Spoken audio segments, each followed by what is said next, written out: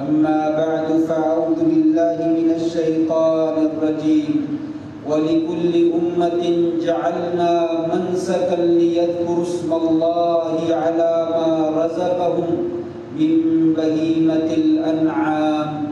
فإلهكم إله واحد فله أسلموا وبشر المخبتين۔ اور ہر امت کے لیے ہم نے ایک قربانی مقرر کی ہے تاکہ وہ اللہ تبارک و تعالیٰ کا نام لیں، جو اللہ نے ان کو پالتو جانوروں کا رزق عطا فرمایا ہے۔ بس تمہارا الہ ایک ہی الہ ہے، تم اسی کے لیے جو ہے وہ مطیع اور فرما بردار ہو جاؤ، اور عاجزی اور انکساری کرنے والوں کو بشارت دے دیجیے۔ نہایت عزت کے لائق سامعین محترم، بزرگوں، دوستوں، بھائیوں، معززات، ماؤں، بہنوں اور بیٹیوں، ذوالحجہ کا چاند جو ہے وہ طلوع ہونے کے قریب ہے۔ اس مہینے میں مسلمانوں کو اللہ تبارک و تعالیٰ نے ایک عظیم خوشی کا دن عطا کیا ہے جسے عید الاضحیٰ کہا جاتا ہے، اور عید الاضحیٰ کہنے کی وجہ بھی یہی ہے کہ اس میں انسان اپنا جانور اللہ کے راستے میں قربان کرتا ہے۔ یہ جانور قربان کرنا اللہ تبارک و تعالیٰ کی بہت بڑی عبادت ہے، جس کا ذکر جو آیت میں نے آپ کے سامنے پڑھی ہے سورہ حج کی، اس میں ذکر فرمایا کہ ہم نے ہر امت کے لیے قربانی مقرر کی ہے۔ منسک کا لفظ جو ہے یہ عبادت کے لیے بھی بولا جاتا ہے، اور وہ جگہ جہاں پہ عبادت کی جاتی ہے اس کے لیے بھی بولا جاتا ہے، اور اسی طرح قربانی کے لیے بھی بولا جاتا ہے۔ تینوں معنی اس کے آتے ہیں۔ یہاں پہ علماء نے ذکر کیا کہ قربانی مراد ہے، اس لیے کہ آیت کا اگلا حصہ ذکر کر رہا ہے تاکہ لوگ اللہ تبارک و تعالیٰ کا اپنے جانوروں کے اوپر بسم اللہ کہہ کر نام لیں، یعنی ان کو اللہ کا نام لے کر ذبح کریں۔ تو یہاں پہ بتایا گیا کہ ہم نے ہر امت کے لیے قربانی رکھی ہے، جو سابقہ کوئی بھی امت گزری ہے تمام امتوں میں قربانی جو ہے وہ موجود رہی ہے۔ ایک تو قربانی بنی اسرائیل میں، یہودیوں کی کتاب تورات اٹھا کر دیکھ لیجئے، اگرچہ وہ محرف ہے، تبدیل شدہ ہے، لیکن آج بھی اس میں قربانی کے احکام جو ہے وہ موجود ہیں۔ عیسائیوں کی بائبل اٹھا کر دیکھ لیجئے، بائبل کے اندر بھی قربانی کے احکام جو ہے ان کا ذکر ملتا ہے۔ ہندوؤں کی بکس اٹھا کر دیکھ لیجئے تو ان کی کتابوں میں بھی قربانی کے احکام کا تذکرہ جو ہے وہ ملتا ہے۔ اگرچہ ہندو مذہب جو ہے اس کا آسمانی مذہب ہونا ثابت نہیں ہے، لیکن پھر بھی ان کی کتابوں میں بھی احکامات جو ہے وہ موجود ہیں۔ اور ابراہیم علیہ السلام کی قربانی کا تذکرہ تو قرآن مجید میں واضح طور پر موجود ہے کہ اللہ تبارک و تعالیٰ نے بیٹا ذبح کرنے کا حکم دیا، اور باپ اور بیٹا دونوں تیار ہو گئے، اور پھر اس کی جگہ پہ اللہ تبارک و تعالیٰ نے ابراہیم علیہ السلام کا امتحان لینا تھا، اور فرمایا ابراہیم آپ امتحان میں کامیاب ہو گئے، ہمیں بیٹے کی قربانی نہیں چاہیے تھی، وَفَدَيْنَاهُ بِذِبْحٍ عَظِيمٍ، اس کی جگہ پہ ہم نے ایک عظیم مینڈے کی قربانی کا فدیہ دے دیا، ایک مینڈا بھیجا گیا اور اس کو ذبح کر دیا گیا، اس کی قربانی قبول کر لی۔ تو وہاں سے یہ سنت جو ہے وہ چلی آ رہی ہے، جو آج ہمارے پاس جو ہے وہ جانور قربان کرنے کی جو ہے وہ سنت موجود ہے۔ بلکہ قرآن مجید کا جب ہم مطالعہ کرتے ہیں تو قربانی اس سے پہلے بھی موجود ہے، جیسا کہ سورہ مائدہ میں اللہ تعالیٰ نے ذکر کیا، وَاتْلُ عَلَيْهِمْ نَبَأَ ابْنَيْ آدَمَ بِالْحَقِّ إِذْ قَرَّبَا قُرْبَانًا فَتُقُبِّلَ مِنْ أَحَدِهِمَا وَلَمْ يُتَقَبَّلْ مِنَ الْآخَرِ قَالَ لَأَقْتُلَنَّكَ قَالَ إِنَّمَا يَتَقَبَّلُ اللَّهُ مِنَ الْمُتَّقِينَ۔ آدم علیہ السلام کے دو بیٹوں کا واقعہ، اے پیارے پیغمبر علیہ السلام ان کو پڑھ کر سنا دیجئے۔ دونوں بیٹوں نے قربانی کی، ایک کی قربانی قبول ہو گئی اور دوسرے کی قربانی جو ہے وہ قبول نہ ہو۔ کہا جاتا ہے پہلی امتوں میں قربانی کے قبول ہونے کا طریقہ یہ تھا کہ اسے ذبح کر کے رکھ دیا جاتا تھا، آسمان سے آگ آتی، جس کی قربانی کو آگ کھا کر چلی جاتی، پتہ چل جاتا اس کی قربانی قبول ہو، تو ایک کی قربانی قبول ہو گئی،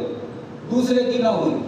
جس نے کہا میری قربانی قبول نہیں ہوئی میں تجھے قتل کر دوں گا، اس نے کہا کرنا کر دو، لیکن یاد رکھو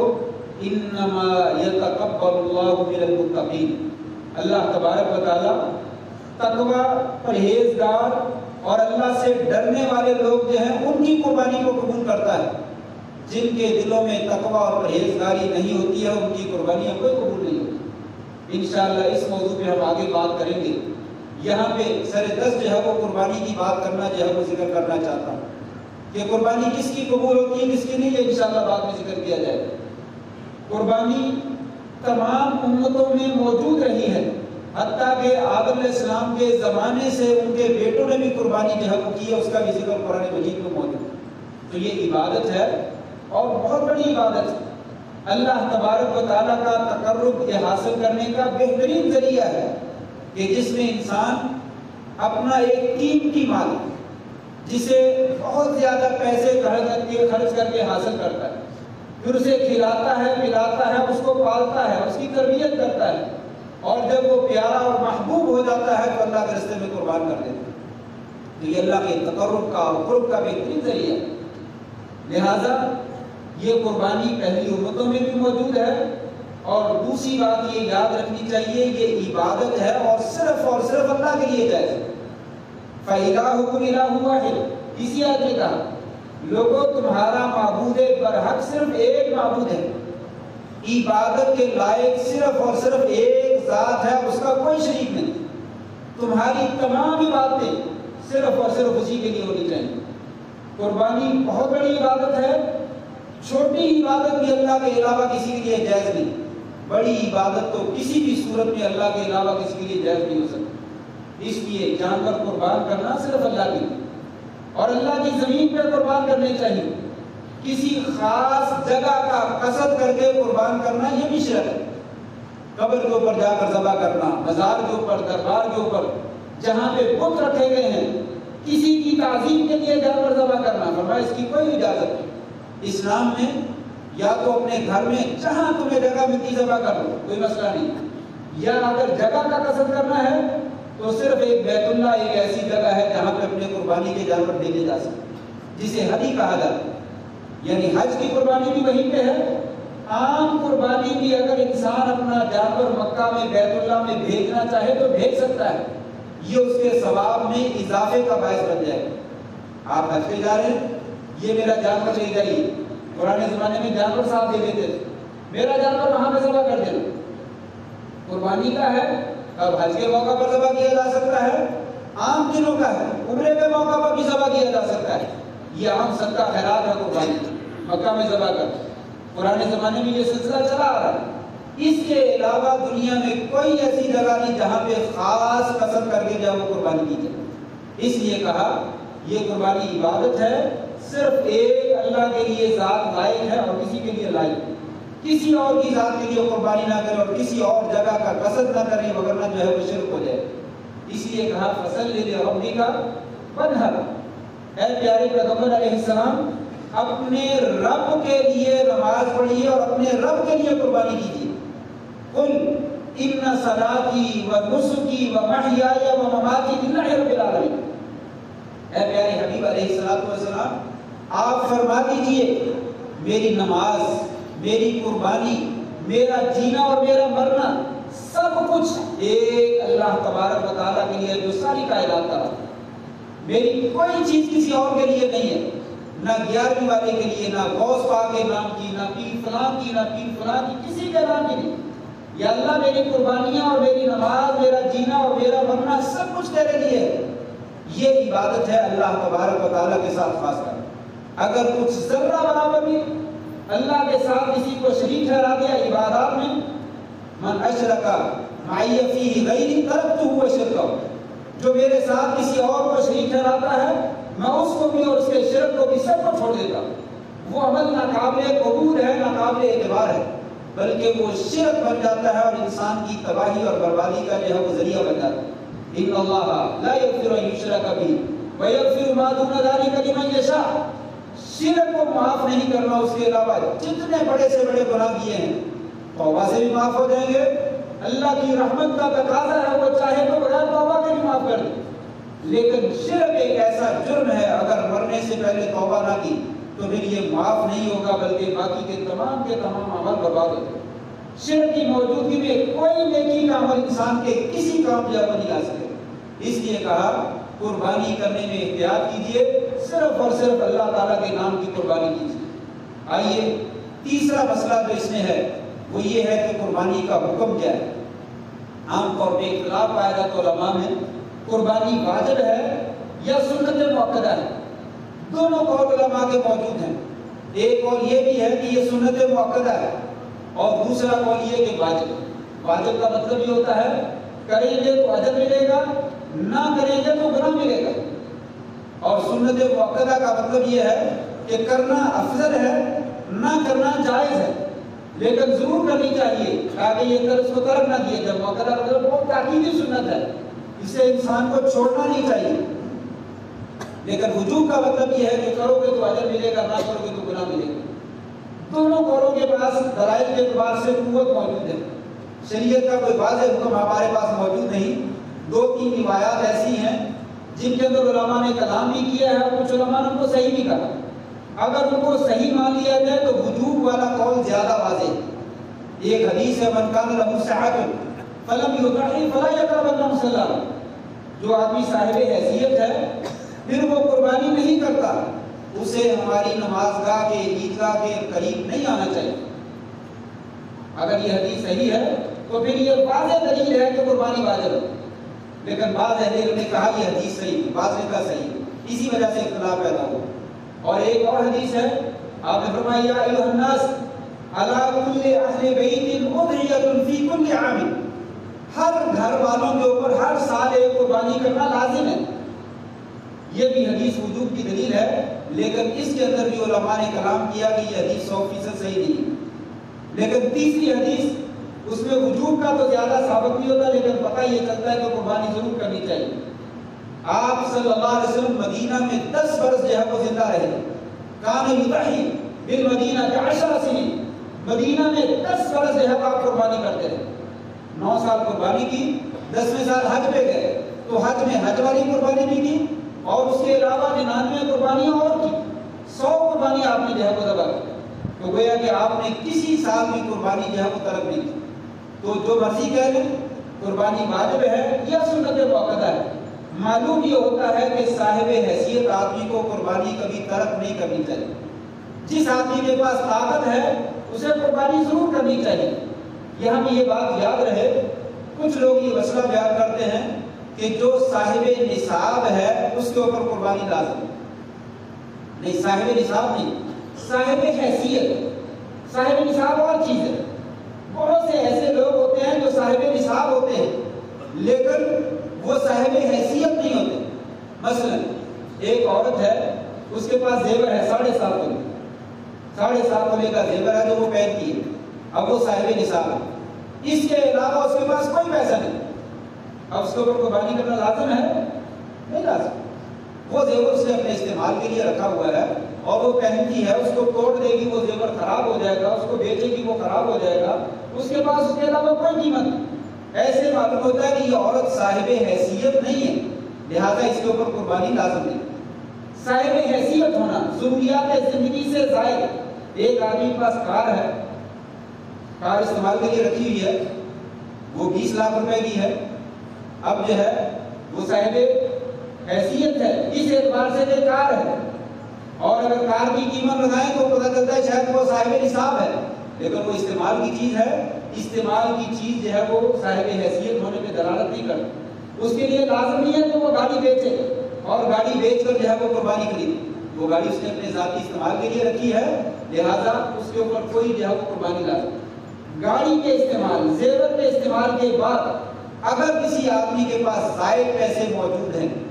اپنے گھر کے اخراجات کے علاوہ جس سے وہ قربانی خرید لے، اس کے روز مرہ کے معمولات متاثر نہیں ہوتے، ایسے بندے کے اوپر قربانی لازم، اس بندے کو لازمی قربانی کرنی چاہیے۔ اگر وہ قربانی خریدتا ہے اور اس کے روزمرہ کے معمولات متاثر ہو جاتے ہیں. اگر تھوڑے بہت ہیں انسان کا تو کوئی مسئلہ نہیں, اسے بھی قربانی کر لینی چاہیے. لیکن اگر زیادہ متاثر ہوتے ہیں, اس کو پریشانی لاحق ہو جاتی ہے کہ میں گھر کا خرچہ کیسے چلاؤں گا, ایسے آدمی کو قربانی جو ہے وہ لازم ہے. اس کی بات یاد رکھنی چاہیے, صاحب حیثیت آدمی ضروریات زندگی سے زائد پیسے, چاہے صاحب نصاب نہ بھی ہو. ایک آدمی کے بعد فرض کریں آج کل جہاں پر 1 لاکھ روپے کا آتا ہے, 1 لاکھ روپے کے اوپر زکوٰۃ فرض نہیں ہوتی, وہ صاحب نصاب نہیں ہے, اس کے پاس 40 بکریاں نہیں ہیں, اس کے پاس 7.5 تولے سونا نہیں ہے, اس کے پاس 52.5 تولہ چاندی نہیں ہے, لیکن ضروریات زندگی سے زائد 1 لاکھ روپیہ موجود ہے, تو اس کے اوپر قربانی لازم ہے, لازم ہے, اسے کرنی چاہیے. اس لیے نصاب کے ساتھ اس کا تعلق نہیں جوڑنا چاہیے, اس کا تعلق جو ہے وہ حیثیت کے ساتھ جوڑنا چاہیے. جو آدمی صاحب حیثیت اسے قربانی کرنی چاہیے, اور صاحب حیثیت سے مراد اپنی روزمرہ کی ضروریات زندگی پوری کرنے کے بعد اس کے پاس زائد رقم موجود ہو جس سے قربانی خرید سکتا ہو, تو اسے قربانی جو ہے وہ ضرور کرنی چاہیے. اسی طریقے سے یہاں بھی یاد رہے, ایک گھر میں ایک قربانی جو ہے وہ کافی. جس وقت گھر کا سربراہ ایک ہے, والد سربراہ ہے, وہی کماتا ہے, وہی کما کر لاتا ہے, بچے کھاتے ہیں, بیوی کھاتی ہے, 5 بندے ہیں, 10 بندے ہیں فیملی کے اندر, ایک ہی جگہ پہ کھانا پینا اور ایک ہی بندہ کمانے والا. والد قربانی کرے گا تو بچوں کی طرف سے بھی ہو جائے گی, بیوی کی طرف سے بھی ہو جائے گی, ایک ہی قربانی پورے خاندان کی طرف سے جو ہے وہ کافی. لیکن جہاں پہ کمانے والے جدا جدا ہیں, 4 بھائی ہیں, بیٹے ہیں, چاروں کماتے ہیں, باپ بھی کماتا ہے اور بیٹے کما کر لا کر باپ کے ہاتھ پہ رکھ دیتے ہیں, اور باپ ہی گھر کا خرچ لاتا ہے, بچوں کے پاس مستقل خرچہ نہیں ہے, یہ بھی ایک گھرانہ ہے. ایسی شکل میں بھی ایک ہی قربانی گھر والوں کی طرف سے کافی ہوتی ہے. لیکن اگر چاروں بچے کماتے ہیں اور ہر بچہ کما کر اپنے پاس پیسے رکھتا ہے, تھوڑے بہت خرچہ گھر کے لیے والد کو یا والدہ کو دے دیتے ہیں, اور والدہ اسے ہانڈی روٹی اکٹھا کر لیتی ہے, یہ اکٹھے نہیں ہیں. ان چاروں بچوں کو اگر وہ صاحب حیثیت ہے تو قربانی کرنی چاہیے, والد کو اپنی کرنی چاہیے, بچوں کو اپنی کرنی چاہیے. اس لیے یہ قربانی سب مل کر ایک کر دیں اور کہیں ہماری روٹی پانی ایک ہے, یہ جائز نہیں ہے. روٹی پانی ایک کا مطلب یہ ہے کہ تمام اخراجات ایک بندے کے ہاتھ میں, ساری کمائی ایک بندے کے ہاتھ میں, وہی جیسے چاہتا ہے خرچ کرتا ہے, پھر وہ ایک ہے, پھر وہاں پہ ایک قربانی چلی جائے گی. لیکن جب ہر بندہ اپنی مرضی سے جہاں جی چاہتا خرچ کرتا ہے, صرف روٹی پانی اکٹھا کیا ہوا ہے, اس سے کوئی فرق نہیں پڑتا. ان کو ہر ایک کو اگر صاحب حیثیت ہو تو اپنی اپنی قربانی کرنی چاہیے. اسی طرح یاد رہے کہ 2 بھائی مل کر بسا اوقات ایک آدمی قربانی نہیں کر سکتا, 2 مل کر قربانی کر سکتے ہیں. فرض کر لیں قربانی کا حصہ جو ہے یا بکرا جو ہے 1 لاکھ روپے کا, میں بتایا 1 لاکھ روپے پیسہ نہیں, 50-50 ہزار ڈال کر لیا تھے, تو کیا دونوں پیسے ڈال کر قربانی کر لیں, وہ دونوں کی طرف سے ہو جائے گی؟ نہیں ہو, دونوں کی طرف سے نہیں ہو. وہ اس کا طریقہ یہ ہے, ایک آدمی 50,000 روپے اپنے بھائی کو دے دے, یہ لے لو بھائی, اپنے 50,000 ساتھ میں لاؤ, یہ قربانی تم اپنی طرف سے کرو. اگر اگلے سال موقع ہوا تو تم میرے ساتھ تعاون کر دینا, اگلے سال میں قربانی کروں. قربانی ایک بندے کی جانب سے ہوتی ہے, 2 بندوں کی جانب سے نہیں ہوتی. بکرے دمبے کی, گائے کا ایک حصہ وہ بھی ایک بندے کی جانب سے ہوتا ہے, 2 بندوں کی جانب سے نہیں ہوتا. گائے کے 7 حصے ہوتے ہیں نا, اونٹ کے بھی 7 حصے ہیں, گائے کے بھی 7 حصے ہیں, آگے حصوں کے پھر حصے ہیں, ایک حصے کے 2-2 3 حصے نہیں ہیں. اس لیے ایک حصہ ایک بندہ خرید سکتا ہے, 2 بندے مل کر نہیں خریدیں گے. 2 بندے مل کر خریدیں گے تو وہ قربانی نہیں بنے گی, وہ صدقہ ہو جائے گا. اس لیے ایک بندہ خریدے, جو تعاون کرنا چاہتا ہے وہ پیسے دوسرے کو دے دے, اللہ تعالیٰ اس کو پیسے دینے کا اجر دے دیں گے اور دوسرے کو قربانی کا اجر مل جائے. لیکن اگر کہیں دونوں مل کر ہم قربانی کر لیتے, دونوں کو قربانی ہو جائے, ایک کی بھی نہیں ہو, دونوں کا صدقہ خراب ہو جائے گا, قربانی نہیں ہو. یہیں سے یہ بھی معلوم ہوا کہ 7 حصے قربانی کے ہوتے ہیں, گائے کے یا اونٹ کے, تو اس میں 7 حصے شریک ہوں, 7 بندے ایک حصہ لیں. 6 بندے بھی ہو سکتے ہیں, لیکن 6 بندے مساوی پیسے نہیں دیں گے. اس لیے کہ جب وہ مساوی پیسے دیں گے تو 6 بندوں کے ایک حصہ تو پورا آ جائے گا, اور جو باقی ایک حصہ رہے گا وہ 6 بندوں پہ کیا ہو جائے گا, تقسیم ہو جائے گا، یہ 7واں حصہ صدقہ ہو جائے گا، قربانی نہیں ہوگی۔ اس لیے اس میں مساوی پیسے نہیں دینے چاہیے، اس میں کیا کرنا چاہیے، 6 بندے ایک حصہ خریدیں اور چھٹا بندہ جو ہے وہ 2 حصے خریدیں، ایک آدمی 2 حصوں کے پیسے دے دے، اس طریقے سے لیے جا سکتے۔ 3 بندے شریک ہو جائیں قربانی میں ہو سکتے ہیں، لیکن 3 بندے 3 حصے دیں اور 2 بندے 3 حصے دیں، ایک حصہ لے لے اور ایک بندہ جو ہے وہ 2 حصے لے، یعنی ایک بندہ جو ہے وہ زائد حصہ لے لے تاکہ وہ ایک حصہ جو ہے وہ تقسیم نہ ہو۔ یعنی آپ جو ہے وہ قربانی میں 3 بندے مساوی پیسے نہ ڈالیں، 2 بندے جو ہے وہ 3 حصے لے لیں اور ایک بندہ کیا ہے 1 حصہ لے لیں، اس طریقے سے 7 حصے پورے جو ہے وہ تقسیم ہو جائیں گے۔ اس لیے اس بات کو جو ہے وہ ذہن نشین کر لینا چاہیے، آپ پوری قربانی کا حصہ خریدیں، قربانی کے حصے میں مزید حصہ نہ ڈالیں، قربانی کے حصے میں آگے مزید حصے تقسیم نہیں کرنے، صرف 7 ہی ہوتے ہیں، ایک حصے کو 2 3 4 5 بندے مل کر شریک ہو جائیں، ایسے قربانی نہیں ہوگی، وہ صرف صدقہ خیرات جو ہے ہو جائے۔ یہ بھی تو قربانی کے بارے میں چلے ایک بات ہے۔ آئیے جو اہم مسئلہ ہے وہ ہے قربانی کی شروط کے بارے میں۔ قربانی کی شروط کے بارے میں ایک حدیث میں 4 شرطیں واضح طور پر ذکر کر دی۔ آپ نے فرمایا 4 لا تجوز فی الضحایا، 4 قسم کے جانور قربانی میں بالکل قابل قبول، ان کو تو ازبل یاد کر لینا چاہیے، واضح اور صحیح حدیث ہے اور ان میں کسی کا کوئی اختلاف نہیں۔ نمبر 1 العورا البین عورها، کانا جانور جس کا کانا پن بالکل واضح ہے، اس کی آنکھ جو ہے وہ خراب ہے، دور سے نظر آتی ہے، تو کانے جانور کی قربانی کرنا جو ہے وہ جائز ہے۔ اس کا مطلب یہ ہوا جس کی دونوں ہی آنکھیں خراب ہیں وہ تو بالولا جائز ہے، ایک آنکھ خراب ہو تو شریعت نے ذکر کر دیا، 2 کا ذکر نہیں کیا، اس کا مطلب یہ ہے کہ دونوں ہی خراب ہیں تو من باب اولا جائز ہے۔ نمبر 2 المریضہ البین مرضها، بیمار جانور جس کی بیماری بالکل واضح ہے، اس کو بخار ہے، حرارت ہے، جسم تپ رہا ہے اور وہ بخار ٹوٹ ہی نہیں رہا، مسلسل بیمار جانور ہے، تو ایسے جانور کی قربانی نہیں ہے، ایسا جانور نہیں خریدنا چاہیے اور نہیں ذبح کرنا چاہیے۔ اسے بیمار کھانسی کی بیماری ہے، مسلسل کھانسے جا رہا ہے، مسلسل کھانسے جا رہا ہے، زکام کی بیماری ہے، مسلسل زکام کی حالت میں، ظاہر بات ہے ایسے جانور کا کھانا پینا متصل ہو جاتا ہے اور وہ صحیح معنوں میں نشو و نما نہیں پاتا۔ قربانی کا مقصد ہے اس کو موٹا تازہ کیا جائے، تو ایسا جانور خریدا جائے جو بیمار ہے، کسی بھی قسم کا اس کو مرض لاحق ہے اور بیماری مستقل ہے تو بیمار جانور کو قربان کرنا جو ہے وہ جائز ہے۔ نمبر 3 الارجاء البین ضرعها، لنگڑا جانور جس کا لنگڑا پن جو ہے وہ بالکل واضح ہے، دور سے نظر آتا ہے کہ وہ لگا کے چلتا ہے، تو لنگڑے جانور کی قربانی کرنا جو ہے وہ جائز ہے۔ اس کا مطلب ہے کہ ٹانگ ٹوٹی ہوئی ہے، بلولا جائز ہے، دونوں ٹانگوں سے لنگڑا ہے تو بلولا جائز نہیں، تو ٹانگوں کی بیماری میں جانور اگر مبتلا ہے تو تب بھی جو ہے اس جانور کی قربانی کرنا جائز ہے۔ نمبر 4 والکثیرۃ التی لا تنقی، ایسا کمزور جانور جس کے اندر گودا ہی نہیں، مغز ہی نہیں ہے، مرغ ہی نہیں ہے، بہت نسا جانور، دیکھنے میں بالکل ٹھیک ہے، چلتا ہے، کھاتا ہے، پیتا ہے، لیکن بالکل نسا ہے، کمزور ہے، ایسے لگتا ہے کہ اس میں جان ہے ہی نہیں، تو ایسا جانور کی خرید کر ذبح کرنا جو ہے وہ جائز ہے۔ یہ 4 قسم کے عیوب متفق علیہ ہے، اس میں کسی کا کوئی اختلاف، لہذا یہ 4 عیب تو نمایاں طور پر دیکھنے چاہیے۔ اس کے علاوہ آپ نے فرمایا امرنا، صحابی بیان کرتے ہیں ان نستشرف العین والاذن، آپ نے ہمیں حکم دیا کہ ہم جب جانور خریدیں تو آنکھوں کا اور کانوں کا خوب جائزہ لیں، آنکھوں کو اچھے طرح سے دیکھ لیں اور کانوں کا بھی اچھے طریقے سے جائزہ لیں، بس اتنے لفظ ہیں۔ آگے کچھ روایات میں کان کے کٹے ہونے کا، سوراخ کا، چلنے کا ذکر ہے، وہ روایات 100% صحیح نہیں، صرف اتنا حکم جو ہے وہ صحیح ہے کہ آنکھوں کا اور کانوں کا اچھے طریقے سے جائزہ لے لینا چاہیے۔ اس لیے بہتر یہی ہے کہ آنکھوں میں اور کانوں میں کسی قسم کی خرابی نہیں ہونی چاہیے،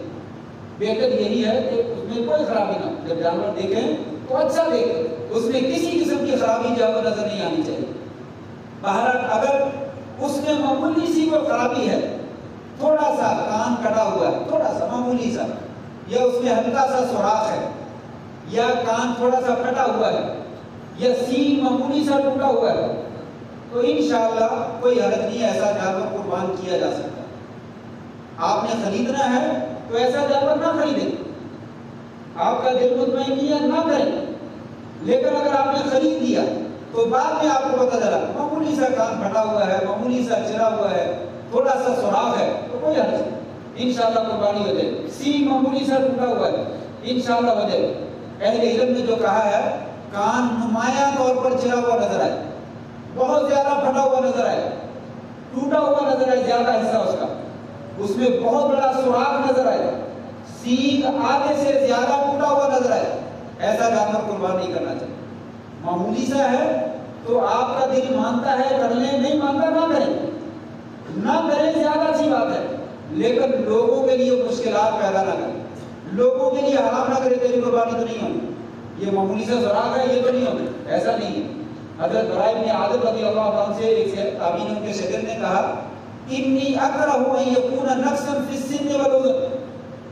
مجھے جو ہے اچھا نہیں لگتا کہ کان میں یا دانت میں تھوڑا سا نقص ہو۔ انہوں نے کہا فما کرہتہ فدع ولا تحرموا علی احد، جو تمہیں اچھا نہیں لگتا تم نہ کرو، لیکن لوگوں کے لیے اس کو حرام قرار نہ دو۔ آپ نہیں کرنا چاہتے نہ کریں، لیکن لوگوں کے لیے مشکل نہ کھڑی کر دیں۔ بیچارے نے خرید دیا ہے، اب بعد میں پتہ چلا معمولی سا کان جو ہے وہ پھٹا ہوا ہے، تھوڑا سا سین جو ہے وہ سائڈ سے ٹوٹا ہوا ہے، تو کہا لوگوں کے لیے حرام نہ کرنا، وہ بیچارہ بیچ سکتا ہے نہ وہ نیا خرید سکتا ہے، اس کو خام بھائی کچھ بات رہا پتہ نہیں یہ قربانی ہوگی یا نہیں ہوگی۔ کہا نہیں، معمولی سے کوئی مسئلہ نہیں ہے، انشاءاللہ اس کی قربانی ہو جائے گی۔ اگر وہ چینج کر سکتا ہے، کرنا چاہتا ہے کر لے، یہ بہت اچھی بات ہے، لیکن اگر نہیں کرنا چاہتا تو انشاءاللہ ایسی قربانی ہو جائے۔ لیکن اگر زیادہ چھڑا ہوا ہے، زیادہ پھٹا ہوا ہے، آدھے سے زیادہ سینگ ٹوٹا ہوا ہے، تو ایسا جانور جو ہے وہ قربان نہیں کرنا چاہیے۔ اسی طریقے سے خصی جانور یا مخنث جانور، ایسے جانور کا کوئی مسئلہ نہیں، یہ جانوروں میں کوئی عیب نہیں، خصی ہونا بھی عیب نہیں ہے، جانور کا مخنث ہونا بھی عیب نہیں ہے، ایک اسیے کا غائب ہونا یہ بھی کوئی عیب نہیں ہے، اس طرح کے عیوب کا کوئی مسئلہ نہیں ہے، ایسے جانور بالکل قربان کرنے جائز۔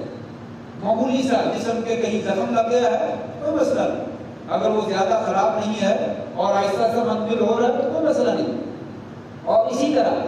جانور خریدنے کے بعد اگر عیب پیدا ہو گیا ہے، اگر آپ چینج کر سکتے ہیں تو کر لیں، ممکن ہے کہ اس کو تبدیل کر دیا جائے، نہیں چینج کر سکتے، جب آپ نے خریدا تھا اس وقت جانور صحیح تھا، اب آپ کے پاس ہمت نہیں ہے، یہی کر لیں، انشاءاللہ اللہ قبول کر لیں۔ لہذا خام خواہ لوگوں کے لیے دقت اور مشکل پیدا جو ہے وہ نہیں کرنی چاہیے۔ تو یہ چار بڑے بڑے عیب ہیں، اور اس کے ساتھ کان کا یا سینگ کا واضح طور پر ٹوٹا ہونا، یہ پتہ چل جائے تو ایسا جانور نہ کیا جائے۔ اور اسی طریقے سے یہ بھی پتہ چل جائے بچپن میں سینگ جان بوجھ کے توڑ دیے گئے اور ان کے اوپر ریتی پھینک دی گئی، اب وہ چھوٹے چھوٹے سے سینگ ہیں اور خوبصورت لگ رہے ہیں، لیکن پتہ چل گیا کہ ان کو توڑا گیا ہے، ایسے جانور کی قربانی نہیں کرنی چاہیے، وہ چاہے کتنا ہی موٹا تازہ کیوں نہ ہو، کتنا ہی خوبصورت کیوں نہ لگا، نہیں پتہ چلا تو نہ صحیح، لیکن جب پتہ چل گیا ہے تو ایسے جانور کو خریدنا جائز نہیں ہے، ایسے جانور کو نہیں لینا چاہیے اور اس کی قربانی جو ہے وہ نہیں کرنی چاہیے۔ اور اسی طرح عمر کے ناحیے سے قربانی،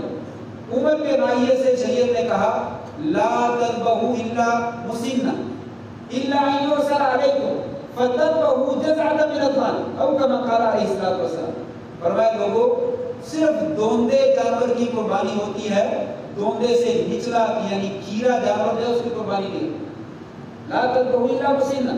صرف دوندا جانور، دوندا جانور کسے کہتے ہیں؟ جس کے سامنے والے دو دانت گر جائیں اور ان کی جگہ پہ نئے دانت نکل آئیں، اس کا عمر کے ساتھ کوئی تعلق نہیں۔ بہت سے جانور ایسے ہیں وہ اپنی عمر کو پہنچ کر دھوندے ہو جاتے ہیں، اور بہت سے جانور ایسے ہیں جو عمر کو پہنچنے کے بعد بھی دھوندے نہیں ہوتے۔ شریعت نے عمر کا لحاظ نہیں رکھا، عموماً بکرا جب دوسرے سال میں چلا جائے تو دھوندا ہو جاتا ہے، گائے تیسرے سال میں چلی جائے تو دھوندی ہو جاتی ہے، اور اونٹ 5ویں سال میں چلا جائے تو دھوندا ہو جاتا ہے، یہ عموماً ہوتا ہے۔ لیکن یہ شریعت کا کوئی قاعدہ نہیں کہ یہ 6 مہینے کا ہو گیا، یہ 11 مہینے کا ہو گیا، یہ 12 مہینے کا ہو گیا، یہ 13 کا ہو گیا، کیا یہ لگ جائے گا؟ مہینوں کی بات نہیں ہے، یہاں پہ دھوندا ہونے کی شرط ہے، جانور دھوندا ہو گیا ہے وہ 11 مہینے میں ہو گیا، آپ کے لیے قربانی کرنا جائز۔ 14 مہینے کا ہو گیا دھوندا نہیں ہوا ہے تو قربانی کرنا جائز۔ دانت خود نہ توڑے گئے، وہ خود بخود ٹوٹے، اور ان کی جگہ پہ نئے دانت آ گئے، ایک ٹوٹ گیا ہے، ابھی ایک نہیں آیا، ابھی رک جائے، ابھی وہ دوندا نہیں ہوا۔ عموماً دونوں کٹھے ٹوٹتے ہیں، کٹھے گرتے ہیں، کٹھے نکل آتے ہیں، لیکن کبھی آگے پیچھے ہو جاتا ہے، لیکن آگے پیچھے ہو جائے تو جب تک دونوں نہ گرے، مسنہ کا مانا دو دانت، دونوں گرتے ہیں اور دونوں نکل آئے، پھر وہ جانور جو ہے وہ دوندا ہوتا ہے۔ کھیرے جانور کی قربانی جائز ہے۔ دوندے کا یہ مطلب نہیں ہے کہ تیگا جانور جائز ہے، چوگا جائز نہیں، جس کے 3 دانت نکل آئے ہوں، جس کے 4 نکل آئے تو وہ نہیں، وہ ہو جائیں گے۔ شریعت نے کم از کم مقدار رکھی ہے کہ کم از کم دوندا ہونا چاہیے، دوندے سے اوپر تیگا بھی جائز ہے، چوگا بھی جائز ہے، لہٰذا اوپر والا جتنی بڑی عمر کا ہو جائے وہ جائز ہے، نچلی والی عمر کا جو ہے وہ جائز ہے۔ کھیرا جائز ہے ایک شکل میں، کھیرا جانور کی قربانی جائز ہے صرف ایک شکل میں، اِلَّا أَن يُعْسَرَ عَلَيْكُمْ، اگر تمہارے اوپر تنگی ہو جائے، فَتَذْبَحُوا جَزْعَةً مِنَ الظَّانِ،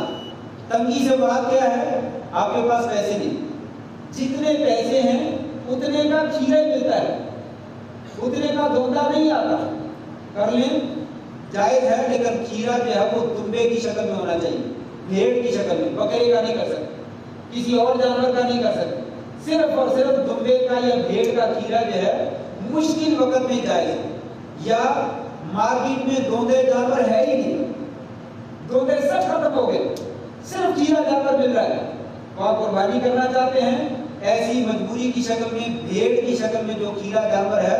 وہ لے کر جو ہے وہ ذبح کر دے، جو موٹا تازہ ہو، بعض نے کہا 6 مہینے کا، بعض نے کہا سال کا ہونا چاہیے، کم از کم وہ سال کا ہو جائے، باہر موٹا تازہ ہو اور وہ کھیرا دمبے کی شکل میں ہو تو اضطراری کیفیت میں جائز ہے۔ اس کے علاوہ کھیرے جانور کی قربانی کرنا جو ہے وہ جائز ہے۔